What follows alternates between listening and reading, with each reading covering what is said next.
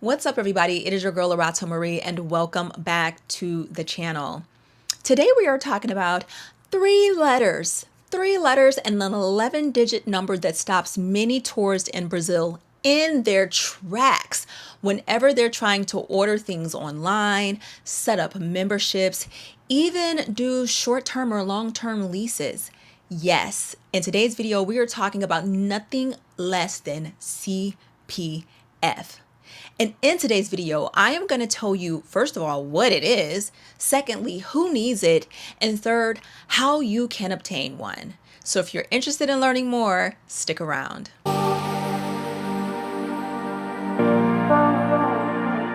All right, guys, welcome back to the channel. All of my subscribers and newcomers, thank you so much for the support. If you find this video helpful at any point, go ahead and hit that like button while it's on your mind. Leave a comment and let's keep this conversation going and the community growing. I appreciate y'all so much.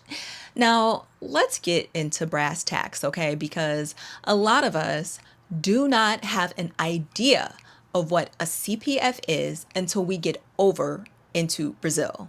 Okay, we think that we've dotted all of the I's and crossed all of the T's. We've gotten our visa, we've got money in the bank, you've got your yellow fever vaccine, you've done all of these things. And it's when you get to Brazil and you're actually in process of making an order, you're stopped in your tracks.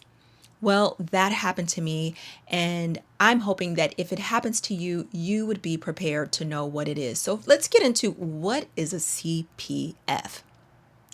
A CPF stands for Cadastro Pessoas Físicas. It's essentially like an individual taxpayer number. It's just like the IRS from the States. But in Brazil, this is something that is used for a lot of everyday transactions. So no, it does not make you a tax-paying resident. But the way that their infrastructure is set up, especially if purchasing things online or doing services, requesting services, this number would be vital. And the websites, they don't allow passport numbers, okay? There have been plenty of times that I've gotten onto these apps and I saw the CPF and I tried to put in my passport number, it wouldn't work. I tried to skip the field and you can't, it's required. It blew my mind because certain places I was able to order food from delivered, but I was not able to get it delivered from other places. For the grocery stores, one day I wanted to just get like some lotion and something else delivered.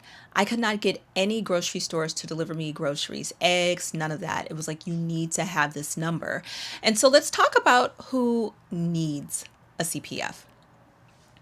Now, this is going to vary, of course, based on the person and the level of convenience that you want when you get to Brazil.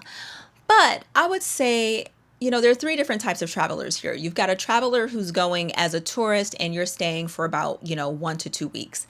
In that case, I would say you really don't need a CPF. It's an option for you, but you can generally get around great in Rio or in Salvador just fine without having a CPF. Yes, some of your options would be limited in terms of getting things delivered to you, but for the most part, you're going to be out sightseeing and having the time of your life. So no, I don't really think it's necessary for a 1 to 2 week tourist stay. Now, this is when it becomes a nice to have, and that's at that 2 week to 3 month mark, especially as you get into the months of it all. It helps because at some point you are probably going to want the convenience of having something delivered to you. As I said, I was trying to just get some groceries delivered, eggs, lotion, things of that sort. Could not get it, but I could order food. So again, it depends on the person. I know people who stayed in Brazil for 6 months and didn't use it. In fact, Brazil used to require you to have a CPF number when you get a SIM card. I can attest to the fact that I did not use a CPF number to obtain a SIM card. That may vary based on the place that you go to, but from my experience, I was able to get one without it. Still, just to be on a safe side, if it's not too much of an inconvenience, if you're going to be staying over 2 weeks, I would at least consider it. And 3 months plus, baby, this is when it's essential. Okay, in my opinion, because you will be doing things like, maybe setting up a membership somewhere. You may be looking to get a lease. You may want to rent something, or even do like book a flight through a Brazilian company. If you're looking to do those things domestically while you're there, that CPF number is definitely going to come in handy for you. It also comes into handy when applying for like a bank account, okay? Now, I do think the CPF, when it comes to Pix, which Pix is like a system that will allow you to transfer money from account to account. I kind of think of it as like a Revolut in a sense. It can help you apply for an account, but with Pix, you do need to have a bank account. So again, a CPF can help with a lot of things. If you're slow traveling and you're kind of getting that feeling of living there, it's a really good thing to consider. But if you're looking to build a life there, if you're looking to, invest, you gotta have one. Okay, you just gotta. Now, this CPF is separate from your visa and it's separate from your residency. So those things do not come into play. And as I said, it doesn't make you a taxpayer, but it is going to help you to do commerce there in a much better fashion. So how do you get one of these? Well, let me tell you. There are a couple of different ways. Mainly is going to a fully operational, like a full service Brazilian consulate in your state, or you can visit the Receita Federal in Brazil. Yes, you can actually get it while you're over there. The only caveat to that, in my opinion, is that they speak Portuguese. And if you don't have a friend that can translate for you, and you're not necessarily too happy or you don't feel great about doing the Google app translate situation, then it just may be of better convenience for you to get it while you're at home. You only have to apply for it once, but afterwards you do have to renew it periodically, which I believe is on the annual basis, okay? Now let's talk about how you get it. There is a process, guys, and y'all don't have to write this down because in the description, I am leaving all of the links that you need to go to the appropriate websites. And I'm also leaving the steps and a document checklist. None of it has to be downloaded. You could literally copy and paste it from the description. This is just my gift to you. All right, guys, so if you live near a Brazilian consulate, what you're going to do is go online. You're going to fill out the official FCPF application. You want to make sure while you're doing that the name that you put on that application is exactly the same name that is on your passport. You got it. All right. After that, of course, you have to sign it. So that may require you printing it out or doing an e-sign. After that, you're going to create an account on the consulate's e-consular system website. Links are below. And then you're going to choose the option first time CPF application. Okay. Uploading your documents will come next. So from there, you're going to upload the completed FCPF application, which is what you print out first. Then you're going to upload a valid passport. It has to be the original. You're also going to upload your birth certificate or a marriage certificate or a name change document if needed. Okay. That is the pre-screening process. Those are all of the things that you need. Passport, birth certificate, or marriage certificate, right? Then after you're approved, you're going to schedule an appointment. And this is an in-person appointment. Now, here's where things can get a little tricky because there are not full service Brazilian consulates in every state. They're not. In fact, that is what I'm dealing with right now in Detroit, Michigan. We don't have one. So there's a neighboring full service Brazilian consulate that covers Michigan, and that happens to be Chicago.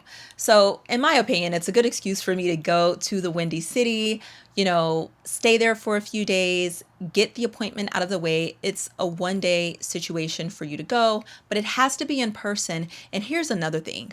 The documents cannot be copies unless they are certified copies. That's right. So if you don't have your, birth certificate, or if you don't feel comfortable taking it, then make sure that you take a certified copy with you to that in-person appointment, okay?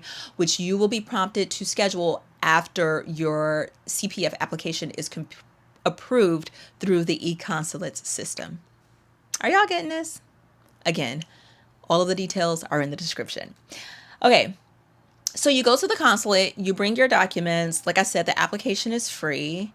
And yeah, you just don't want to assume, like, if you do have a Brazilian consulate in your state or in your city, that's great. Just make sure that it's a full service, because there are some honorary Brazilian consulates that could be closer to you, but they may not do the CPF applications. So you want to make sure that you go to a place that can do it for foreigners. All right.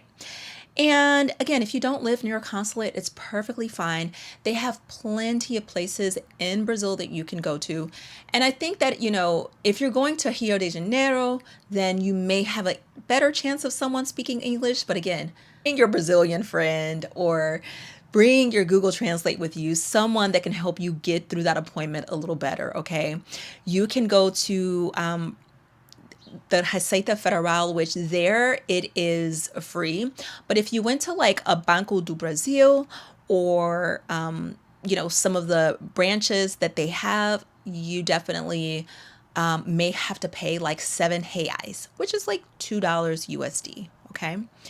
Let me see what else I have here. Before going, you want to confirm that they work with foreigners. Okay. You also want to ask whether you need an appointment, or if you can just walk in if you're in Brazil when you get this.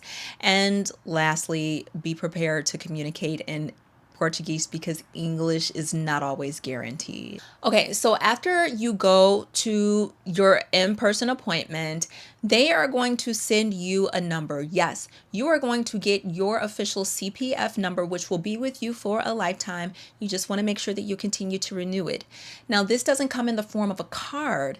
It comes in the form of just numbers. It's digital numbers. So when they email it to you, of course, download it, make sure that it's secure in your document file, but you're going to keep this number with you, and you're going to use it often.